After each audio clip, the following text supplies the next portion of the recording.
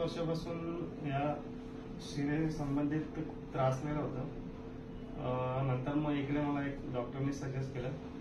इकडे आल्यानंतर मला बऱ्यापैकी म्हणजे 80 ते 85% फरक पडला आता.